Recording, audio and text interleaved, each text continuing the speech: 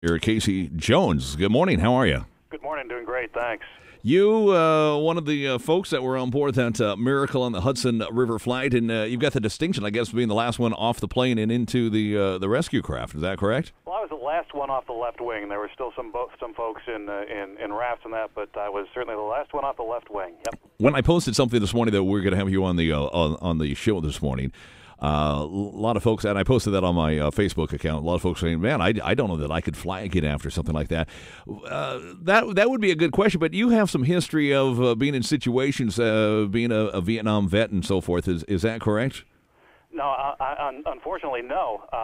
Have a lot of respect for those folks and certainly wouldn't want to take any of that undue distinction. I'm a veteran of the business and technology world for 25 years, but I do not have any military history. So, okay. Well, I apologize. I guess it was a Vietnam veteran, a police officer who talked about one of your presentations that you are doing nowadays. That he did. Yep, I've been making some talks at schools and businesses and churches and that, and he was very complimentary to what he heard. Well, that kind of puts it in a whole different context. And I mean, because I'm thinking, okay, you had a little history of being on the edge and dealing with that kind of situation.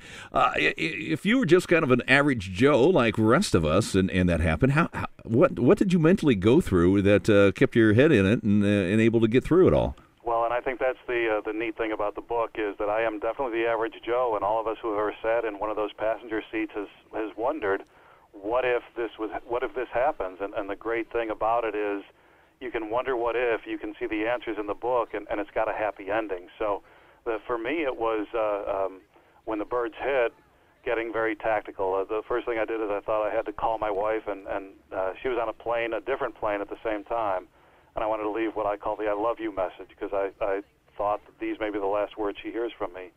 But my phone has a password, and my hands were shaking too badly, and I couldn't get the password in. So wow, I had that one chance, and I blew it. And then I went to prayer and thinking about family and planning my escape when this comes down, and the different scenarios. If it's in one piece, if it breaks, if it flips, if there's a fire, how do I get out? Inside the cabin there, as now you guys all, you knew right away, go through the scenario, you knew the birds hit. Was there announced that we've hit something, or you just could tell? No, when we hit, it was a loud pop. It sounded like a PA system being turned off, and that loud pop you hear, and then a couple women screamed. And I had flown hundreds of times before that, and it was a different sound, and immediately we went into a sharp left banking turn, and that was on a climb out, not a good sign. Right. And it felt like somebody had stepped on the brakes. So here we are trying to climb out, and we immediately make a sharp banking left-hand turn, and it gets quiet in the cabin. Everybody's trying to figure out what's going on. At what point did they say, hey, we need to prepare for a water landing or crash or whatever? Yeah, there was only 7 words that came over the PA system from Captain Sullenberger, and it was 90 seconds before impact. He said, "This is your captain, brace for impact." Wow.